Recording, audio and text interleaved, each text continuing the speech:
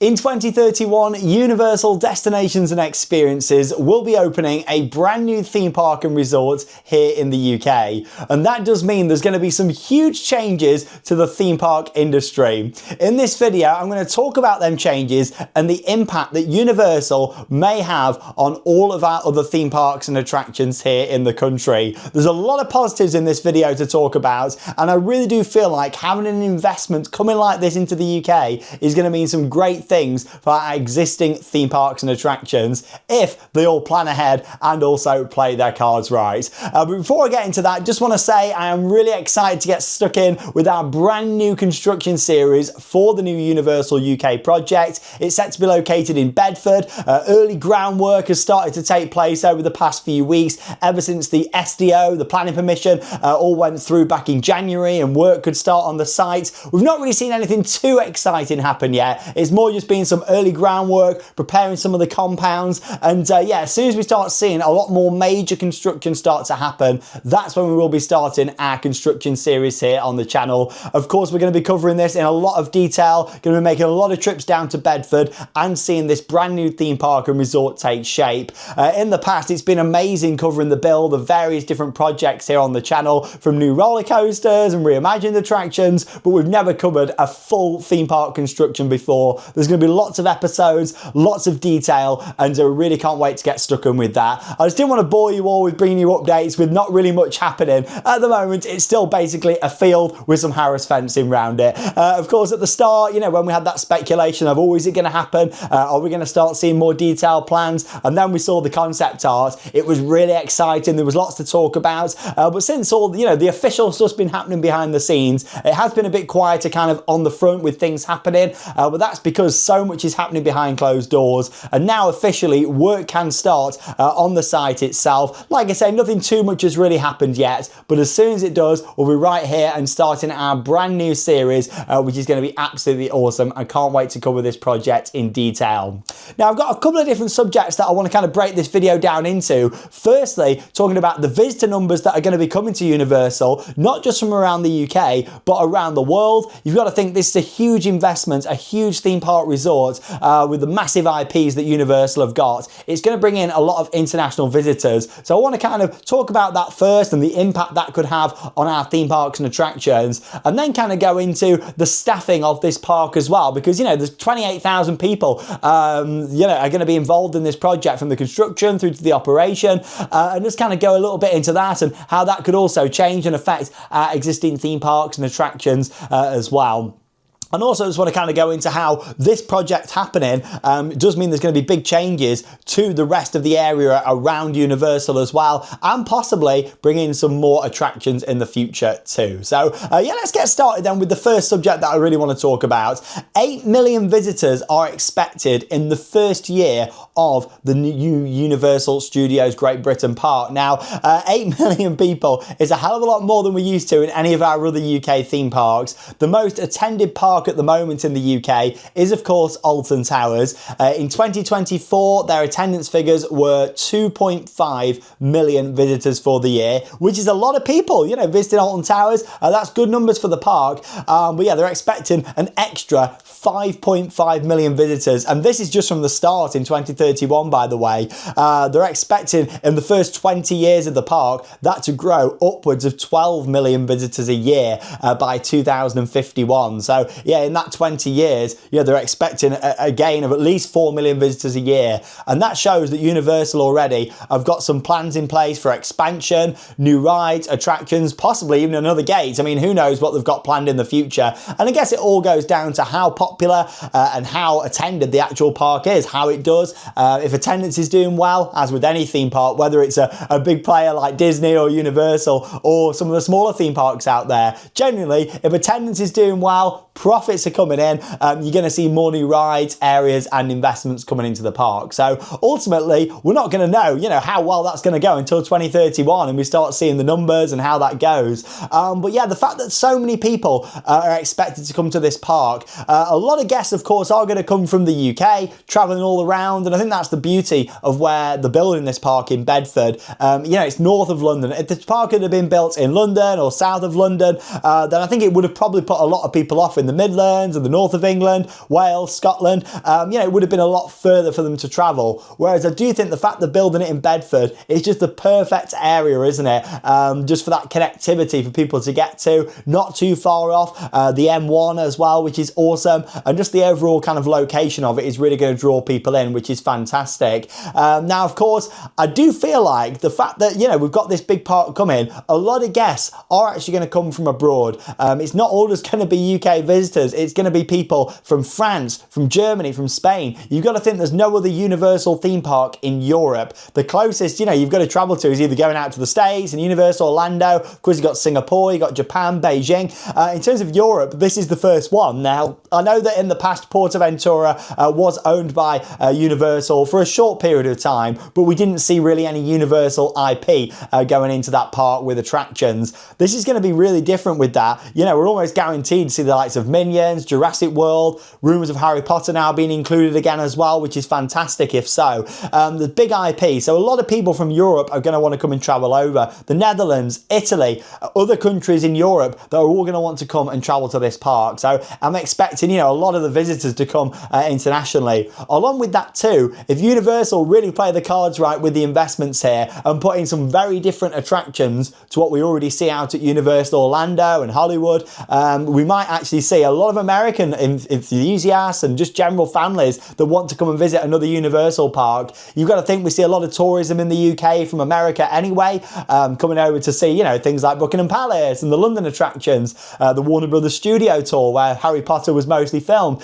seeing all the real set pieces, and that's not too far away from where Universal are building the park. So I think for this, we could see a lot of international visitors coming over as well as people here in the UK being able to enjoy this new resort. Now, my kind of logic here is what's going to happen to the existing theme parks we've got here in the UK. Alton Towers is probably the biggest competition for this in terms of, it's a completely kind of different market in a way with it being an IP-based park, but also Alton Towers is the biggest family park in the UK. It's a full resort, and that's what Universal is going to be offering here as well. Along with that, of course, you've got the Legoland parks, smaller parks out there as well, more family-owned attractions, Blackpool Pleasure Beach, Paultons Park. How in general are they going to be affected? I actually feel like if these parks play the cards right, Universal opening is actually going to benefit other parks and attractions in the UK. Now, when I say play the cards right, a lot of people, when they travel to different theme parks, will visit other things in the local area. Now, it's like for us, for example, we've been to every Disney and Universal theme park in the world. When we've been to them Universal and Disney parks, we thought, oh, what other parks are in the area? Or what's, even within a few hours away from there?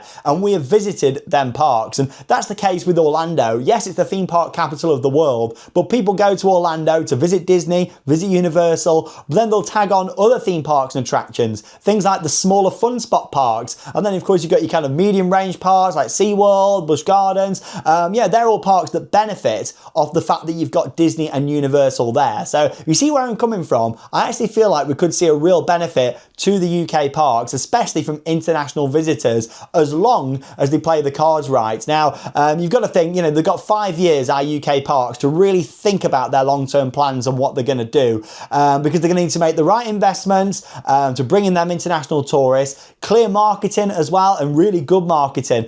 Like when Universal's open, there needs to be marketing around the Bedford area, some of their other parks and attractions we've got in the UK. If they can market around that area, that might draw people in. Kind of similar to when you're driving down, the I-4 in Orlando. You've got the big billboards advertising, all the other parks and attractions, things like Gatorland, the Crayola experience, all these other things that there is in Orlando and the surrounding area for people to do that have benefited from the big names being there. So I think we're going to see something similar, and especially with the UK being quite a small country, if people are coming to Bedford, pretty much right in the centre effectively, it's going to be easy for people to travel out, maybe to the coast, maybe down to Southend, to Adventure Island, up to Great Yarmouth, to the Pleasure Beach, especially people that are into theme parks and have that interest in theme parks, knowing that we've got a lot of heritage attractions in the UK as well, especially at Blackpool, things like the Scenic Railway over at Great Yarmouth Pleasure Beach, not the one at Dreamland anymore, sadly, with that closure. But yeah, we've got a lot of heritage attractions that would kind of bring people in to see as well when they're coming to visit Universal. So it's kind of like, I look at it as me and Charlotte, when we've travelled to these parks around the world, that's what we've done. one. So I think people are going to do that well as well. But what they've also got to do is make sure they put in the investment now to be ready in 5 years' time. A park in the UK that is really doing that now, and whether this is related to Universal or not, I'm not too sure. I'd probably say it's probably not, but they could also be thinking of that as well with this. It is Paultons Park. Now, for many years, Paultons have been making some excellent investments and really thinking about their future. I think mainly their competition was Chessington World of Adventures and Legoland, especially with it being in the south of the UK. But now Paultons is sharply rising to become one of the best theme parks we've got here in the UK. With all these investments coming in, all these family attractions, Paultons could really benefit from the Universal project and people actually going to visit there as well. And so could all of our parks if they play the cards right. And like I say, it's got to be the right investments, clear marketing, cleaning things up, getting things well presented, and also having the right prices to draw people in as well. And that's something that I wanted to come on to, pricing, because visiting a Universal or Disney theme park, these big theme park brands, it can get quite expensive.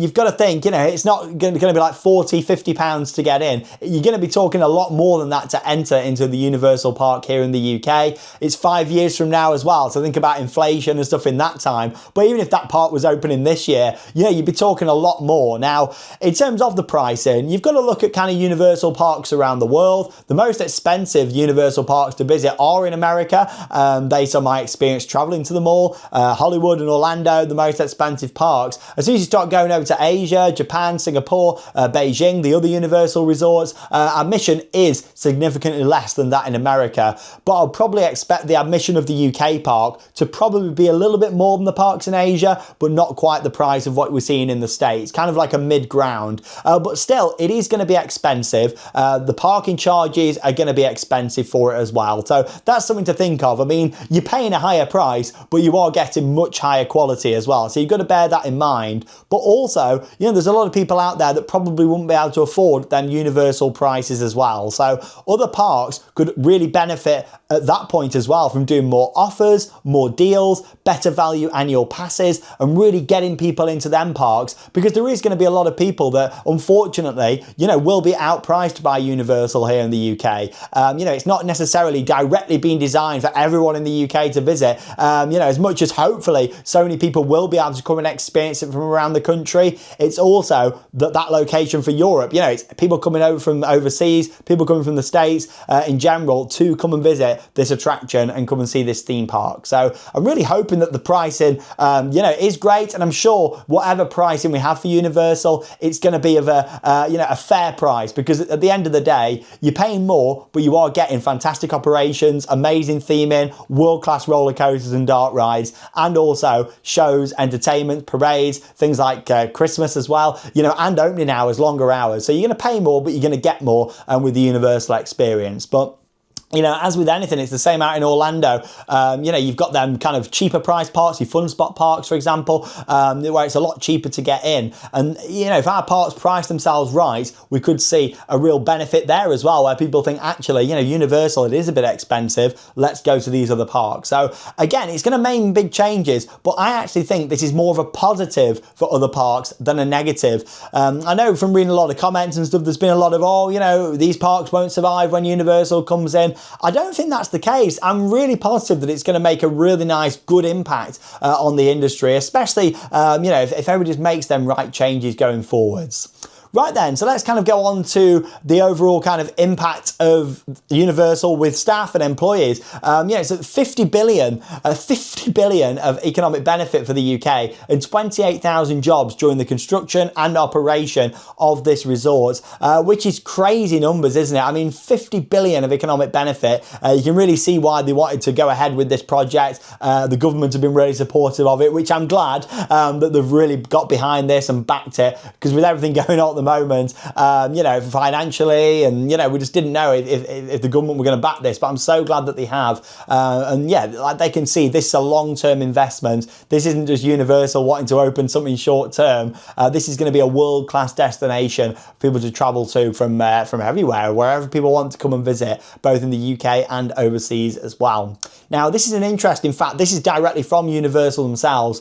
80% of employees expected at the park are going to come from Bedford, the central Bedfordshire area, Luton and Milton Keynes as well. Now, this has really got me thinking recently about kind of employment and going into that sector. It's clear that if you're working for Universal, that is a career, that is a long-term career. And at some of the other theme parks, especially that are open seasonally, you know, it's more of a short-term thing, a short-term contract. For example, at Alton Towers, a lot of the staff will work, you know, for the season. They'll start in maybe February with training, and then their contract will end in November. Then they'll have a couple of months off and have to reapply for the next season. That isn't the case with everyone's job, because of course it is still a 365 resort. Alton Towers, it is open with the hotels and water park. I say 365, closes for a couple of weeks of maintenance at the hotels in early January. But other than that, it's still open over winter. There's still permanent jobs there and people that are working there 365 throughout the year. Whereas, but there's not loads. Whereas with Universal, it is going to be a full career. It does make me think how many people that are currently working at other theme parks in the UK are going to want to work at Universal. Because, you know, you've got to think, you've got a lot of experienced staff, a lot of experienced management, team leaders, food and beverage teams, security staff, everything, cleaners. It all comes into the theme park experience. You've got people currently working at all these other parks in the UK that are probably going to want to go and work down there in Bedford. I know that's not the case for everybody, because not everybody wants to relocate and you know, leave the houses and family and that sort of thing. But you know, I know for a fact from when I worked at Alton Towers myself, a lot of people there moved from around the UK to actually come and work at Alton Towers because they wanted to work there and have that experience. I was lucky enough that it was on the doorstep for me. I didn't need to relocate, but a lot of people did. So is that something what we could see here? And if so, could that have a negative impact on staffing at the other parks if they lose a lot of experience and also just general staffing to Universal? And something that they really need to do now more than ever is just think about the staff welfare and keeping everybody happy, keeping everybody on side, and also then working conditions, keeping them great to actually keep staff working at them parks, attractive pay, and also just thinking about the kind of long-term things like staff accommodation, staff benefits, what perks do you get from actually working there at the park. These are all things that will keep people working there instead of course, going to Universal. And you know, you've got to think, Universal are expecting 80% of employees to come from the area, which is fantastic, but there's still going to be some people, especially maybe in higher up positions, that come from other parks to work at Universal. So this is something that I've just been thinking about recently, thinking, you know, oh, you know, we could lose some quite experienced staff from existing parks to go and work at this new park. So I do think that's really important that we do see the existing parks really think about staff welfare even more. It should be at the top priority anyway, because let's face it, what's a theme park you know, that hasn't got good customer service or good staff? Theme park workers work so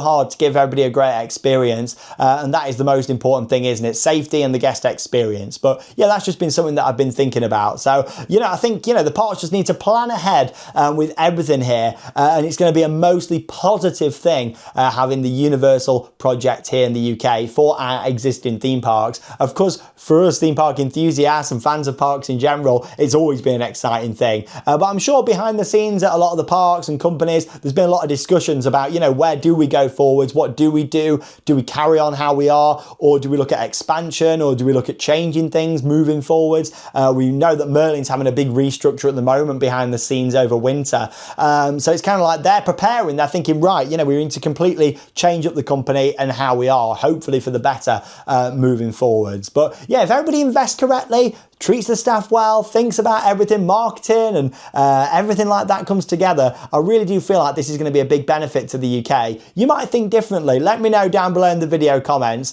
You know, it is clear that some of our theme parks are so far behind in the theme park industry, especially even when you just literally hop over the channel, hop over to some of the parks in mainland Europe, and you look at the quality of the build, the theming and the rides, and it's just such a higher step than what we've got here in the UK. But it really is Poultons that are pushing the boundary of that. Of course, we can always rely on the Merlin parks to bring in the new coasters like Thorpe Park, Alton Towers, you know, putting some great coasters over the years. But that's the thing with Universal. It's the overall package, it's the experience, it's the shows, it's the entertainment, it's the theming that's all going to come together for this theme park experience. And that's what makes a great park. I've always said, I'd rather have a park that's got, you know, 4 roller coasters, but have lots of other things going on, a really immersive experience, than a park with 10 coasters and not really much happening else. That's what I would prefer anyway. But again, let me know your thoughts on that down below in the video comments. It's clear though that this is going to be major investments by Universal. It's for the long term,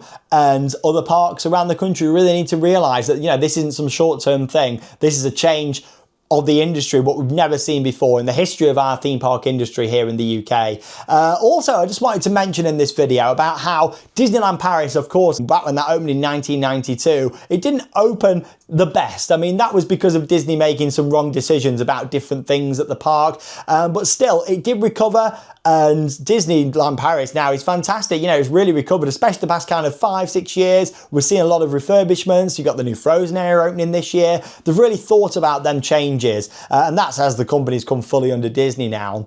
But also, you've got a lot of parks nearby, and one that I really want to mention is Parc Asterix. Now, Parc Asterix is an incredible park. It's literally located about 40 minutes drive away from Disneyland Paris, and it's all based on the Asterix characters. It's got some amazing roller coasters and attractions there, but Parc Asterix just keeps on getting bigger and thriving. They're putting in more hotels, more accommodation, more rides, and if anything, you know, our parks in the UK need to look at what Parc Asterix are doing. They're 45 minutes away from Disneyland Paris, the busiest theme park resort in Europe, and they are thriving. They are putting so much in, and I can guarantee that a lot of guests that are going to Disneyland Paris are going to Parc Asterix as well. So I really feel like the past kind of 10 years, they've come a long way at Parc Asterix. I've been visiting for a long time, but we've really seen that park grow so much, and they're really taking on Disney with what they're doing there. And they both bounce off each other fantastic, which I think is great to see, and that's what we need to see more of from the UK parks. Now, the final thing that I wanted to talk about in this video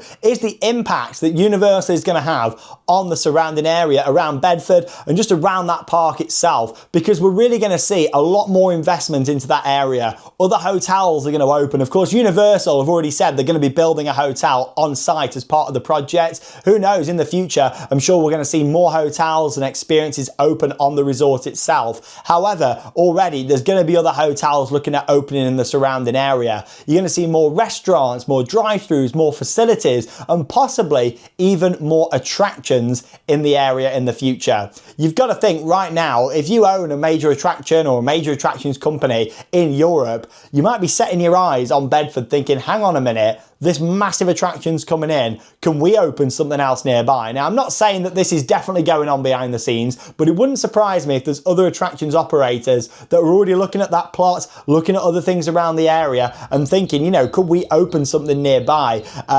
Open up something just to kind of, you know, not kind of compete with it, but kind of work alongside it in a way, kind of, you know, a bit like the Orlando attractions do. You've got so much in that cluster, so much in that area, and you see that already out at other Universal parks around the world and Disney parks, you know, that have got smaller attractions nearby. So it wouldn't surprise me if for 2031 or even in the years following that, we start to see more smaller attractions on a smaller scale opening nearby. I'm not saying we're going to see Merlin build another massive theme park nearby or anything, but I'm more thinking along the lines of possibly, I don't know, the Plopsa Group building a small indoor park there, holiday groups maybe building accommodation nearby, that kind of sort of thing, you know, what could kind of bounce off Universal. I mean, that's just what I've been thinking about recently, so I thought it'd be worth mentioning it in the video. And again, I'd love to know your thoughts on that in the comments. But there we go, that's all for this video. It's been a while since I filmed one about the Universal UK project. Like I said, I don't just want to bore you all showing you fields and Harris fencing and not really much happening. I'd rather wait until we start to see the major construction happening.